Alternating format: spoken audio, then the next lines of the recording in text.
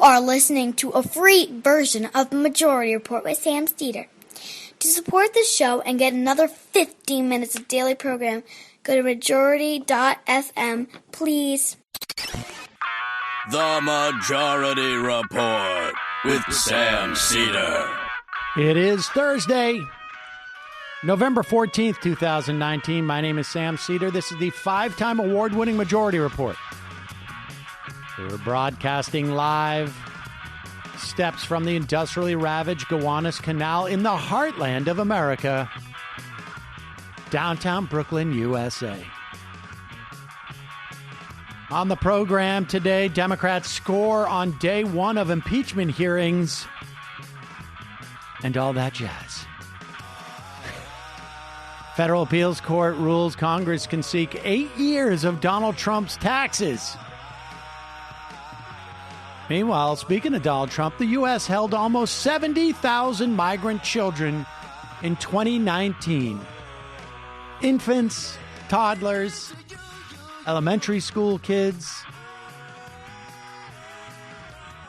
And in Bolivia, a Bolivian theocratic lawmaker declares herself president. Meanwhile, in this country, the Supreme Court allows Sandy Hook victims to go ahead with their suit against the Remington gun manufacturer. It's a big deal. On the campaign trail, Deval Patrick jumps in the race, joining John Delaney in the Finance Caucus. Republicans nervous about the Louisiana governor race this weekend. Trump's plan to drill on federal land in Utah halted by a lawsuit. Lastly, AOC and Sanders introduce a Green New Deal for public housing. And then, in a format change, an interview with Stephen Kinzer, author of Poisoner-in-Chief, Sidney Gottlieb and the CIA Search for Mind Control. All this and more on today's program. Yes, ladies and gentlemen, welcome to the show. We have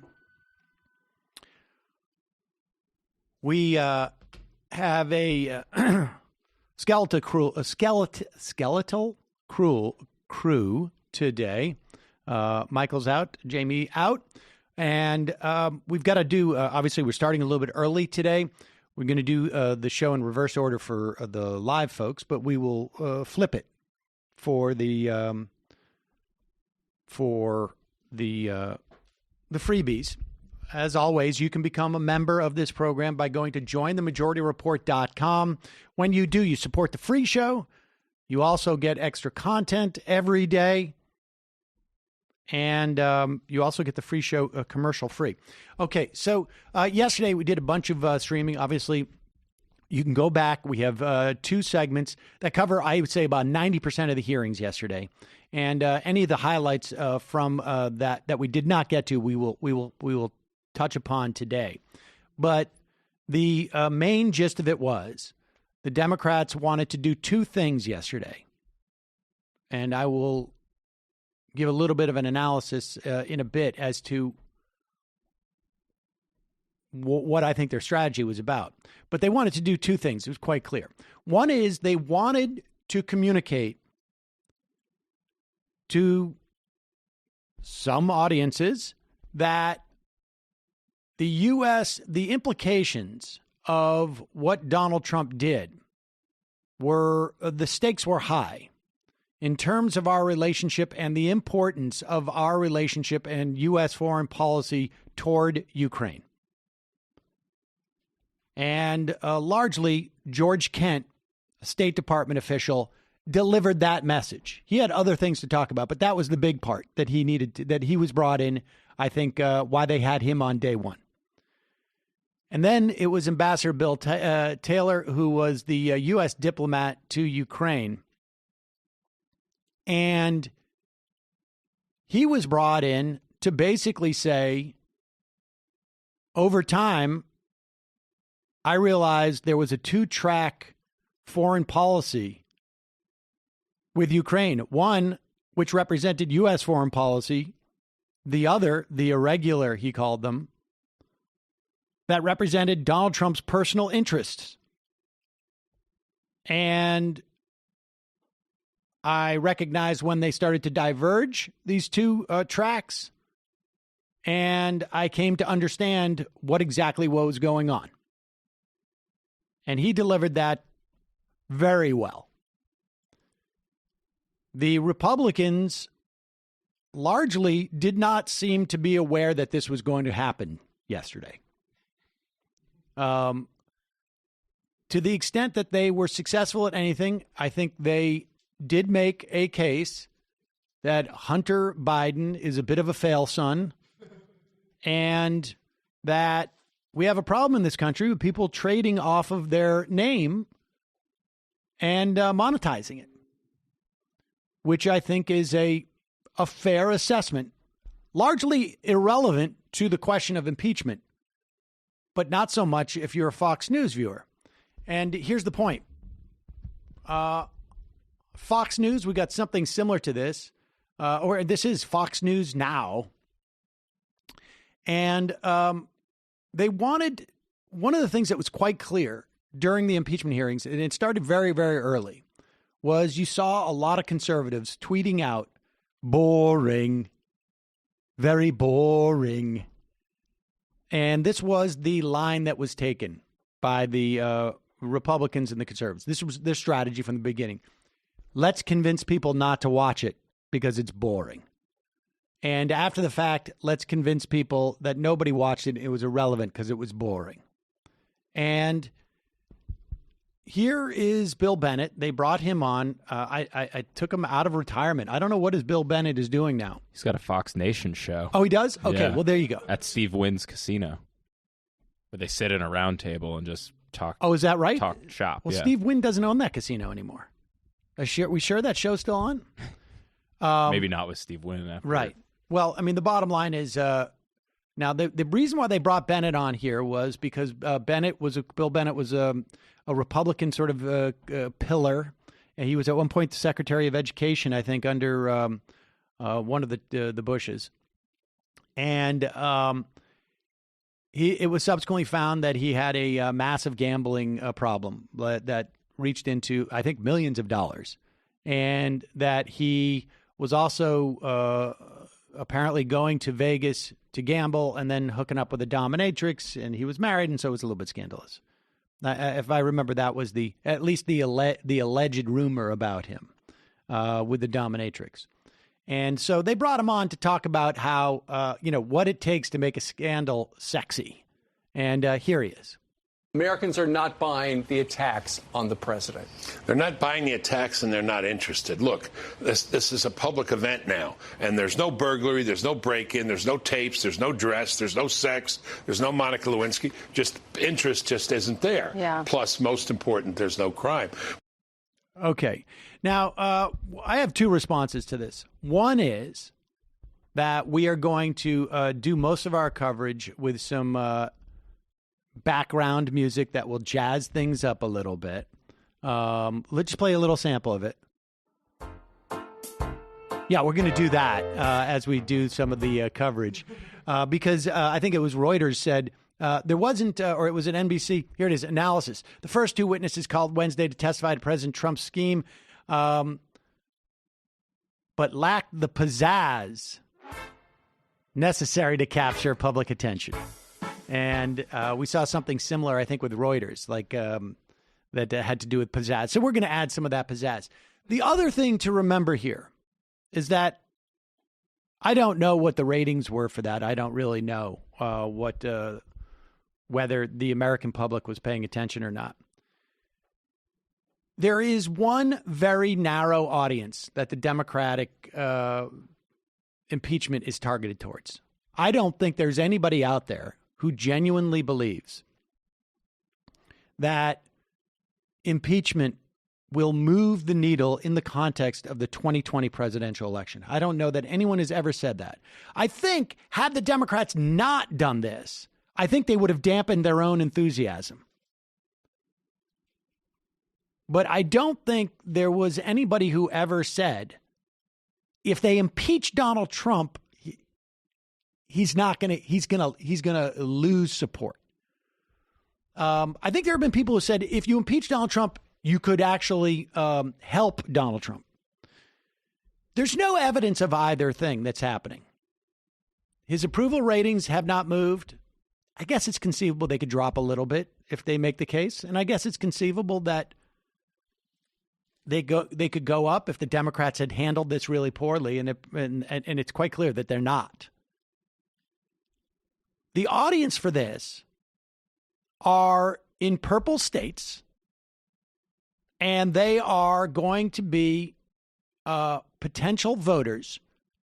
And I say this over and over again. And I'm going to keep saying it because I for some reason, I don't see anybody else saying it. And I'm surprised by that, which is not to say that I don't appreciate my own profundity, but I'm surprised that no one has made this point. When you talk about the importance of U.S. foreign policy towards Ukraine, when you talk about Bill Taylor's service to the United States in the military and whatnot, and Kent's long service as a part of the diplomatic corps, and as someone who is nonpartisan,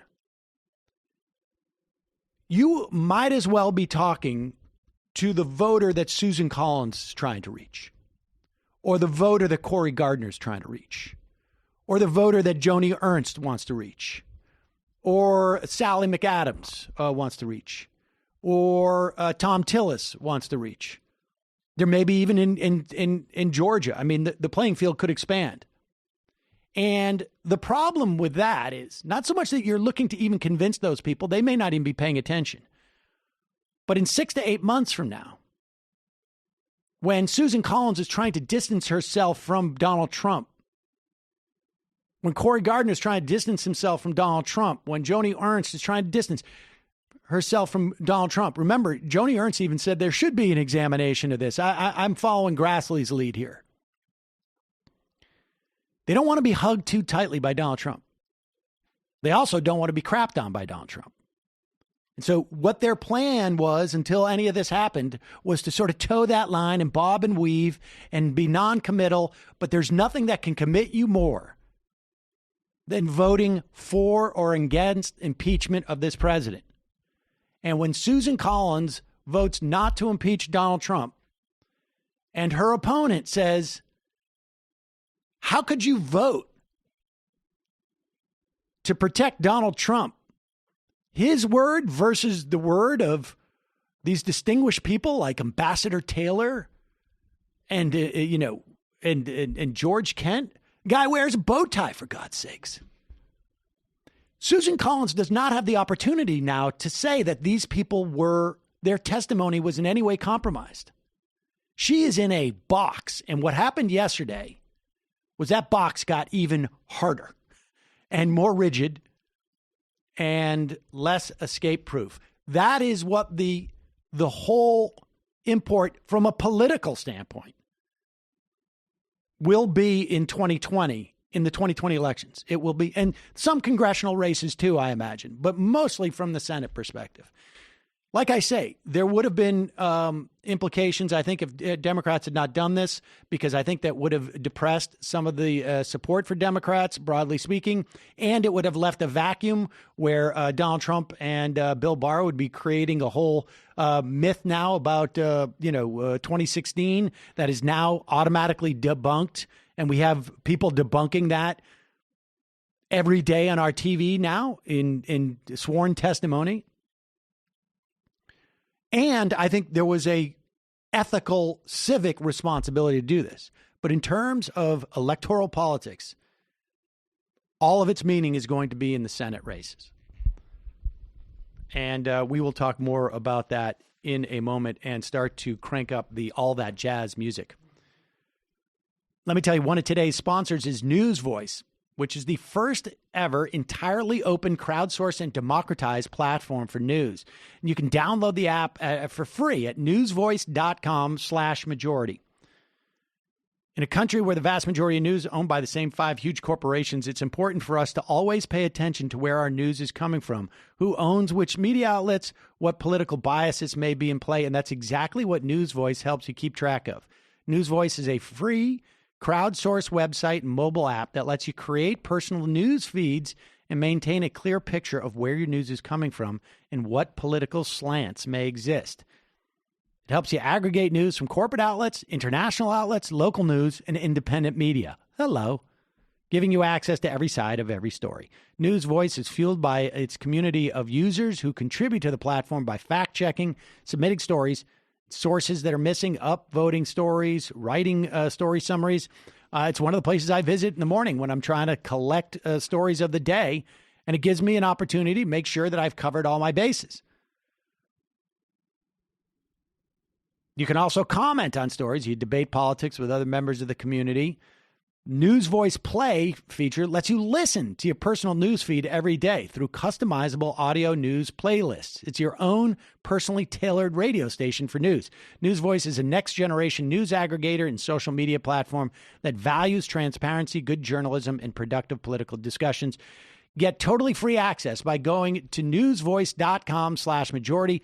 Put a link underneath this video if you're watching on YouTube. Of course, we put one in the podcast description as well. Also, Cariuma. It marries old school designs with new school ethics. Oh, grab my sneaker, dude. They want the shoes you wear to be made responsibly, feel crazy comfortable, and provide effortless style. And hello, ladies and gentlemen. Here they are. I'm keeping these babies clean because these are my going out on the town sneaks. Like Lou Reed. Right? Yeah. This is like the old school style. I love it. But more comfortable, a little more sport. And they make their sneakers by hand with premium natural materials, like their canvas, which is made from cotton sourced via fair trade initiatives, or, like I say, the cleaner premium leather, which is made with water that's been reused and treated with zero chemical waste output. Their outsole is even made out of raw natural rubber. Plus, their shipping is footprint balance. Their shipping footprint balance is zero. They offset, which is amazing considering they ship worldwide as well as here in the U.S. They even have express shipping and can deliver your shoes in just 2 to 3 business days. Then, if any reason they don't fit perfectly, you can return them free of charge. I'm loving these snakes. And I showed them to my daughter. She said that was cool. Yep. That's a okay boomer. Exactly. Instead of a okay boomer. Well, I mean, it's not okay boomer. I'm not a boomer. I know. But that's the joke. Okay slacker. I know. Whatever. Okay boomer. But for a limited time, our listeners can get an exclusive 15% off your first pair of Cariuma sneakers. Go to cariuma.com/majority. Get 15% off. That's CARIUMA.com/majority. That's CARIUMA, cariuma.com/majority for 15% off today. We are back. Sam Seder on the Majority Report on the phone. It is a pleasure to welcome to the program a senior fellow at the Watson Institute at Brown University and author of Poisoner in Chief, Sidney Gottlieb and the CIA and the Search for Mind Control. Stephen Kinzer, welcome to the program. Good to be with you. So let's start, obviously, with, well, maybe we should start first with just sort of the broad strokes of the CIA's desire. If you could contextualize, I guess, for us, the context in which the CIA came to be interested in mind control. This was an amazing project which ultimately became known as MK Ultra. Allen Dulles, the head of the CIA, gave it that name because he believed, probably correctly, that if the CIA could find out a way to control people's minds, the prize would be nothing less than global mastery. So it would tower over other successes of the early Cold War, like overthrowing the government of Guatemala or overthrowing the government of Iran. He had this idea also that the Soviets were hot on the trail, or that indeed they had already discovered the secret to mind control. So, charged with this frenzy, Allen Dulles hired a most interesting guy who became the chief chemist of the CIA and also the director of MK which under his leadership became the most methodical and farthest reaching and most brutal search for techniques of mind control that have ever been launched in history. All right, and before we get into MK Ultra and to Sidney Gottlieb, just give us a little sense of Alan Dulles. I don't know if how familiar most folks are with and I think it was one of he was the longest running CIA director, I guess, at this point, and quite a character in and of himself. Alan Dulles was a towering figure at the CIA. He dominated its early history. He came in near the very beginning. He actually helped draft the bill that created the CIA. And then all during the intense years of the Cold War, he was the CIA director. So it's difficult, of course, to piece together everything that the CIA did. And the story of MK Ultra has only emerged in pieces because many of the records were destroyed in an effort to make sure that none of this ever came out. Alan Dulles, however, we can now say, was obsessed with this idea. He considered it the top priority of the CIA. And that's why he gave Sidney Gottlieb, the director of MK Ultra, what amounted to a license to kill. In the course of Gottlieb's experiments, he was allowed to requisition human subjects, not just in the United States, but across Europe and in East Asia, where the CIA maintained secret detention centers where MK Ultra experiments were carried out. And this network allowed Gottlieb to have essentially uncontrolled power as long as he was carrying out experiments that were aimed at doing something that he thought was a prerequisite to finding the key to mind control. Gottlieb believed, and Alan Dulles allowed him to go in this direction, that before you could find a way to insert a new mind into somebody's brain, you first had to find a way to destroy or blast away the mind that was already in there.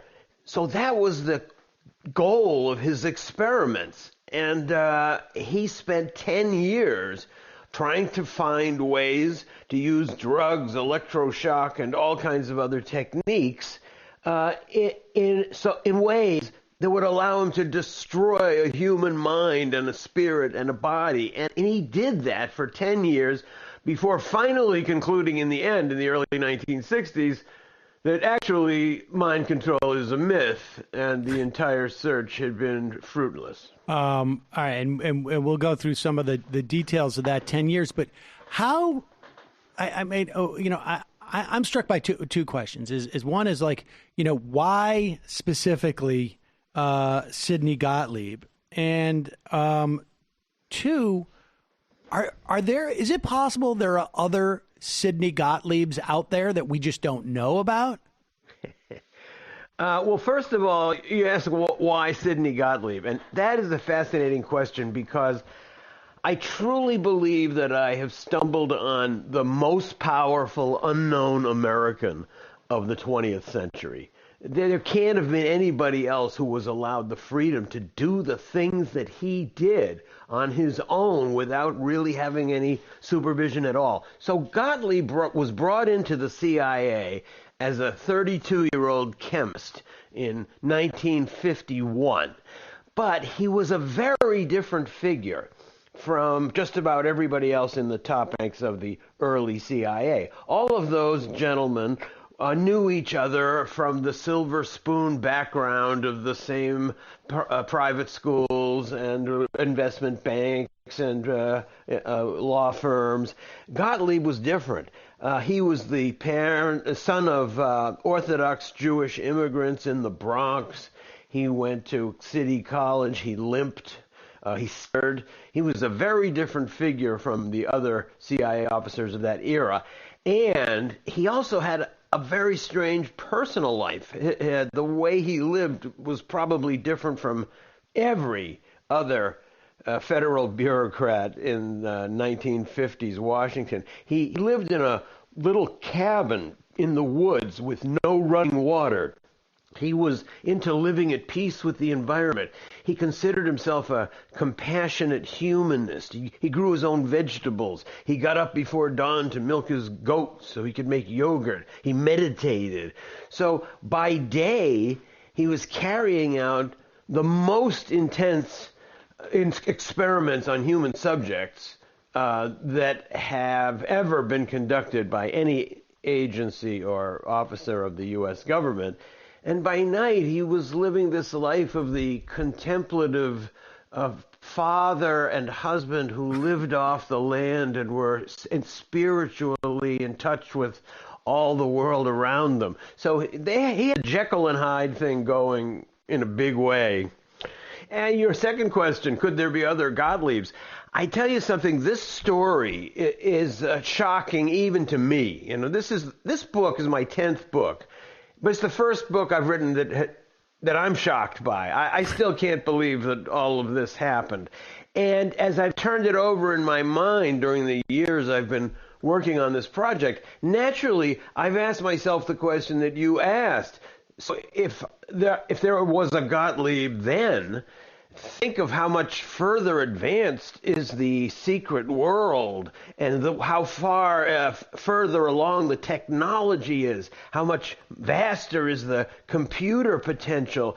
So it would be naive to think that Gottlieb, as the CIA later tried to present him, was just one crazy guy who managed to slip through the net of the CIA that normally makes sure that nothing this extreme happens. It's certainly plausible and probable, I would say, that maybe in a generation or two there'll be somebody exactly like me having a chat with somebody exactly like you, talking about something was happening in 2019, but people back then didn't know anything about. Well, and to that point, and I want to get to the details of the story that do make it so shocking. But is it possible that there was other Gottliebs contemporaneous?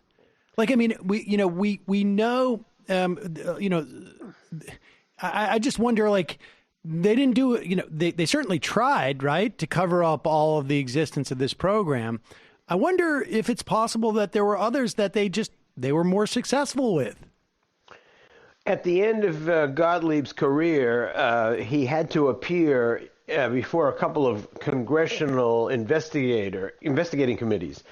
He was able to do this in private, and he never really had to touch any of the most sensitive things that he had done. However, he did complain that in many of the documents with which he was confronted, there were various signatures. All were blacked out and redacted, as they say, except for his.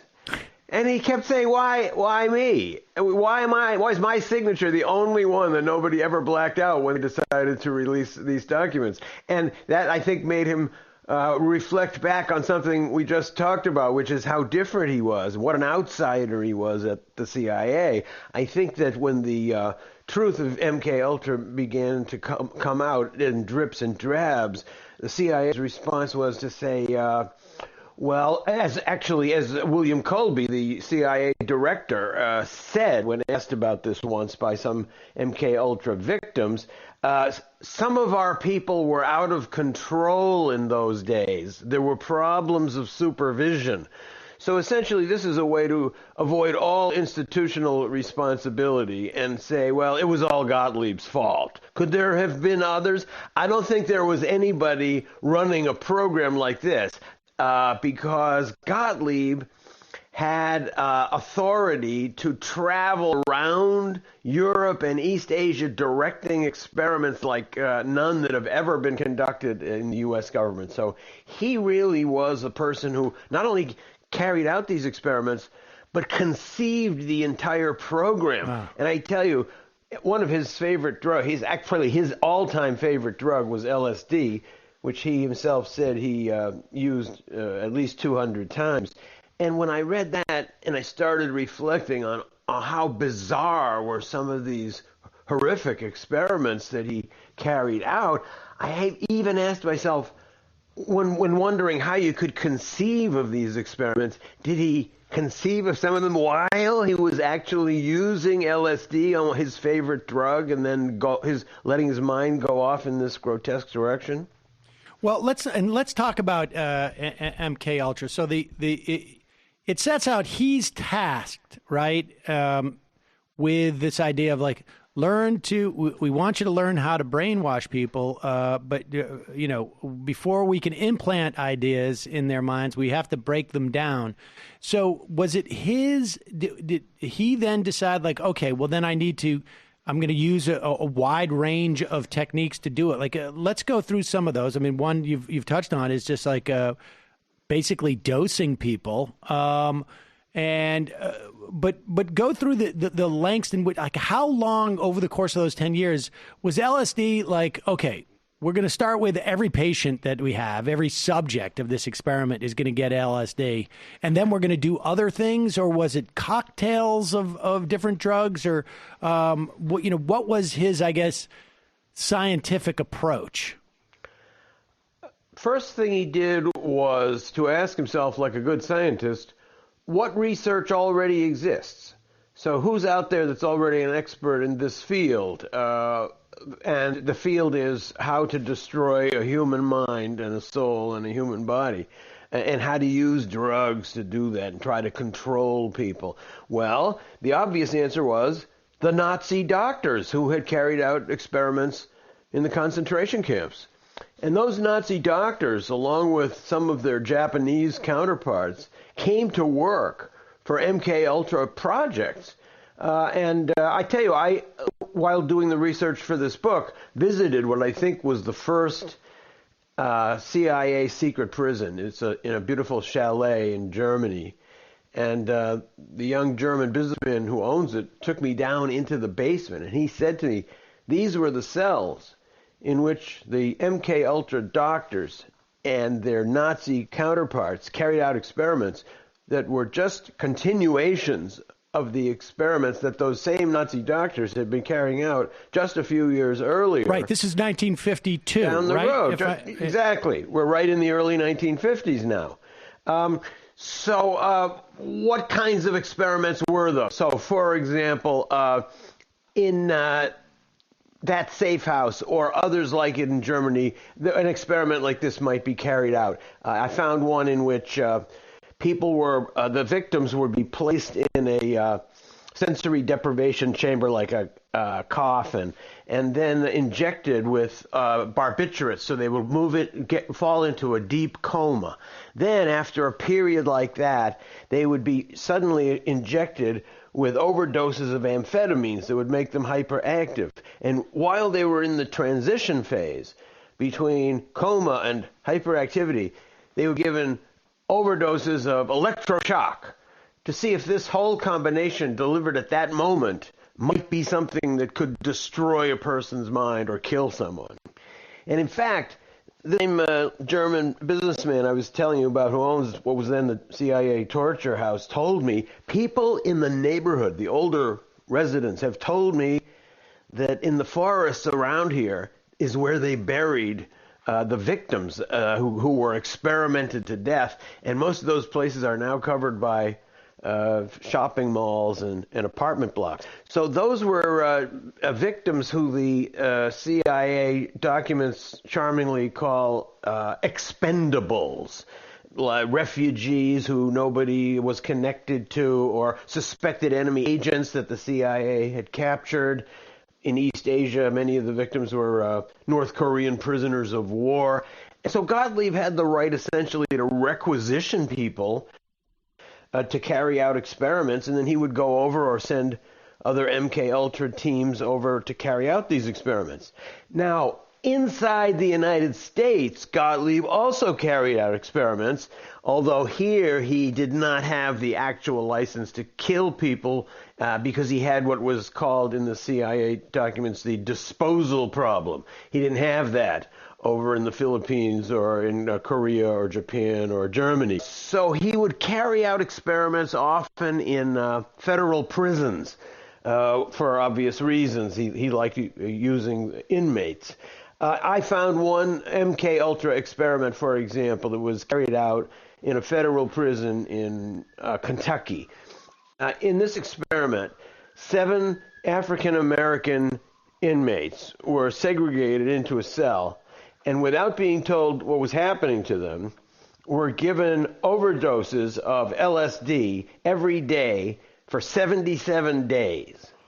The purpose of this experiment was to find out if that amount of LSD over that long period of time could destroy a person's mind.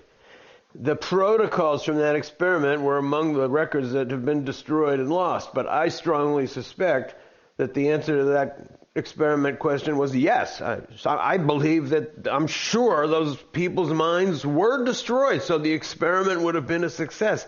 What happened to them, who they were, is something I don't think we'll ever know, but it's something I still wonder about every time I think about this experiment. So these were all ways that Gottlieb tried to find a way to create a void in a human mind, only to be finally persuaded that you actually cannot ever, for example, make a person go out and commit murder if that person is deeply opposed to murder. It turned out that was a fantasy adapted from fiction and triggered by Cold War fears, but the process of pursuing that fear laid waste to many lives. Is that what they were looking for? It's like a Manchurian candidate where they can just, or what was it?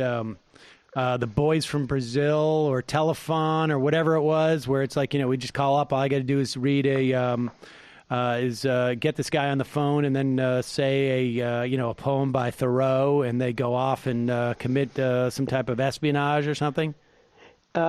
Yeah, that's certainly one of the goals that Gottlieb was seeking, a way to program a person to commit crimes and then not only forget who had ordered him to commit the crimes, but forget that he'd even committed them at all.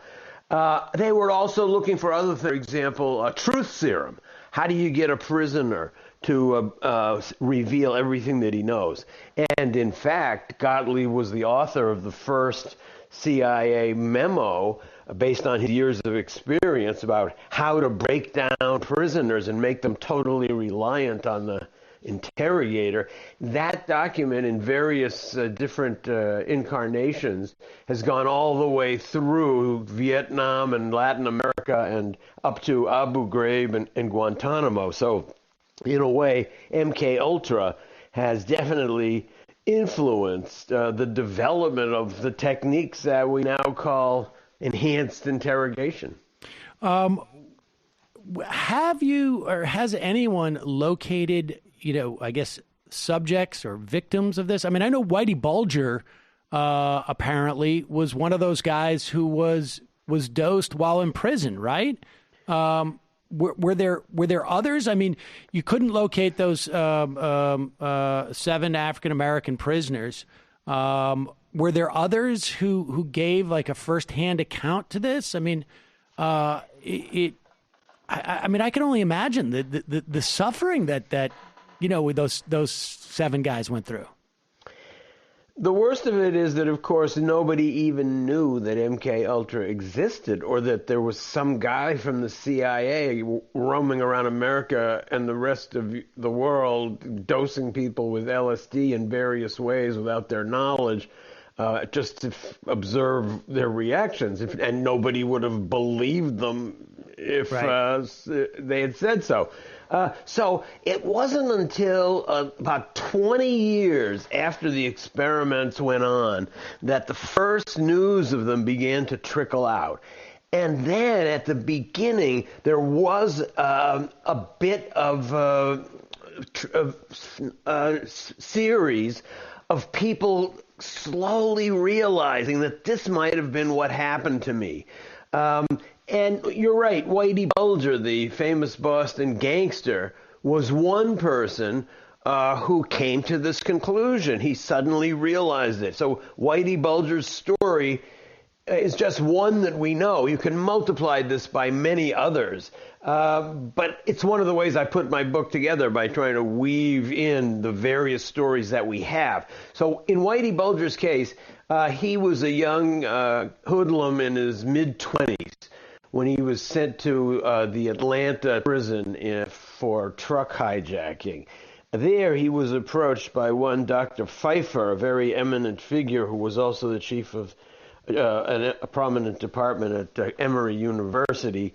And he was asked to be one of the prisoners participating in an experiment aimed at finding a cure for schizophrenia. If Whitey Bulger were to cooperate, he was told that he would have better treatment in prison and good time and so forth. So he agreed. He didn't know what he was being given. All he knew was it was something that had to do with curing schizophrenia. Well, what it was in the end was actually LSD. And he was fed LSD just about every day for more than a year. And later on, he wrote detailed diary for himself after he got out of prison of what happened and how awful it was and what he used to see in his prison cell, and how since then he's had nightmares every night of his life, and he can't sleep. He has to have the lights on at night. But he didn't say anything to anybody because, as he wrote in his diary, I thought if I said anything, they'd never let me out. But he's just one example. And I discovered in one book on Whitey Bulger that at one point in the 1970s, when the news about MK came out, he realized that experiment had nothing to do with schizophrenia. It was a CIA experiment aimed at mind control. And he told the other gangsters that he hung out with that he was going to find that Dr. Pfeiffer. He's going to go back to Atlanta and he was going to kill him. Pfeiffer died a natural death, apparently, not so long after, so Whitey Bulger never carried out that threat. But he's an example of somebody who finally put it all together. But what he didn't know was what was behind Dr. Pfeiffer. And that's because Sidney Gottlieb, even then, was totally invisible. And part of the challenge of my book is to write a biography of a person who lived in such deep anonymity. Tell us about Operation Midnight Climax. That is, it's quite a name. So Gottlieb was interested in trying everything possible that had to do with drugs, and see if combinations of drugs with all kinds of other techniques might not help him understand ways to make people talk more freely and open their minds to outside control. At one point, he came up with the idea that he'd like to test the effect of mixing sex with drugs. The question was something like, was there a combination of drugs and sexual techniques that would make men speak more freely or in some way open up their brain to control? So, in pursuit of this highly scientific project, he set up a bordello in San Francisco on Telegraph Hill, and he had an agent, a very colorful federal narcotics officer, set up a ring of prostitutes who brought their clients up to this apartment and then dosed their drinks with LSD or whatever drug it was that Gottlieb wanted to try out that week. And meanwhile, Gottlieb's agent would be sitting on the other side of the one-way mirror on his portable toilet, drinking martinis out of a pitcher and writing down what he saw through the mirror. That was the extent of the deep clinical analysis. So in this operation, this CIA-sponsored bordello, which was essentially your tax dollars at work trying to find a way to protect America from communism, was indeed known at the CIA as Operation Midnight Climax, and really represents one of the most bizarre extremes of Gottlieb's mind control experiment. I mean, if they were aware of this, at the agency, like what was the perspective? Like this guy's twisted. We're all twisted. I mean, look, the whole thing. Put aside the fact that it's some guys behind a one-way mirror or two-way mirror, I guess, and recording this. I mean, what was their perspective? Was it just like, this is a project we're doing, it's going to get a little weird, but we have it at arm's length enough so that we can say this guy's a freak and he just got out of control and he wasn't filing his weekly reports properly or something? You're not actually that far off. So at the CIA, I realized as I was investigating the project that led to this book, there's a certain culture that I think also exists at other secret services, and that is that ignorance is often an asset. You don't want to know too much. It implicates you. So at the CIA, I think there were only a very few people who had an idea of what Gottlieb was doing. Alan Dulles was certainly one. Richard Helms, who was sort of the intermediary between Gottlieb and Dulles, was another. But since those guys, Dulles and Helms in particular, understood that Gottlieb was carrying out this urgent project and that they knew this would involve experiments that would be brutal, that blood was being shed, that people were probably being killed, did not lead them to decide they needed to supervise this much more carefully. It led them to the contrary conclusion. Since we know in our heart that these things are happening, we don't want to ask any questions. This is so important, that's why it's called MK Ultra, that the loss of a few lives or a few hundred lives is certainly a small price to pay. Meanwhile, by not asking too many questions, we insulate ourselves and allow ourselves in the future to say we didn't know anything. So in this way, Gottlieb essentially worked without any supervision.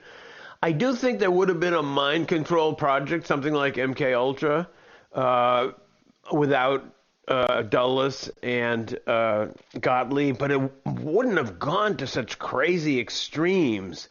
And this is really an example of how far the project was allowed to go based on the misplaced terrors of that age.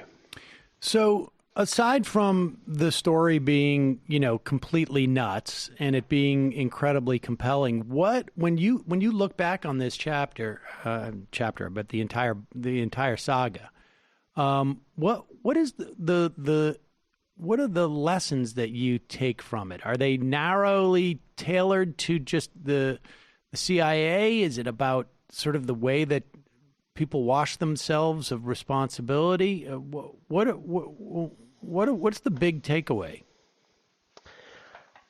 I think that the ultimate justification for committing immoral acts is commitment to a great cause. Patriotism is one of the most transcendent and seductive of all causes. Gottlieb lived at a time in which all Americans were led to believe that we were at the moment of imminent destruction and that therefore any sacrifice was necessary. In a way, that could be a little bit of a message for us today. We, too, now are being told that we're at a moment of special emergency and our country faces threats. Therefore, although we normally behave according to all international rules and of ethics and morality, because of the emergency we face now, temporarily we have to give up some of our normal virtues and carry out operations in other countries that we might not otherwise have to do, and we have to give up certain civil liberties at home. So it's a danger. I think Gottlieb lost sight of an elemental moral calculation. You always have to ask yourself, is there an amount of evil you do in the service of what you think is a good cause, but that finally begins to outweigh the goodness of the cause? I think Gottlieb lost sight of that, and it's a message not to be carried away by the fears of the moment and lose one's bearings by thinking that any sacrifice is now necessary. Once you do that, especially when secret agencies do it, you begin to go down a path in which human life is devalued, and so is democracy. Yeah, and it's arguable that Gottlieb made any sacrifices. It sounds like there was those sacrifices were offloaded to a lot of people who weren't even aware that they were making them. The book is Poisoner in Chief, Sidney Gottlieb and the CIA Search for Mind Control. Stephen Kinzer, thanks so much for your time today. We will put a link to that book at majority.fm. Real pleasure, fascinating story. Great to be with you. Thanks. It might take all the strength I got to get to where I want, but I know somehow I'm gonna get there. I wasn't looking when I just got caught between the truth and the lie bar, but finding out won't make me feel any better. Yeah, I know the clock is ticking, but the meds are gonna kick in, and my pilot light shining bright. I guess somewhere the choice was made for the option where you don't get paid, for the road that bends before it finally breaks you. I guess somehow I lost my drive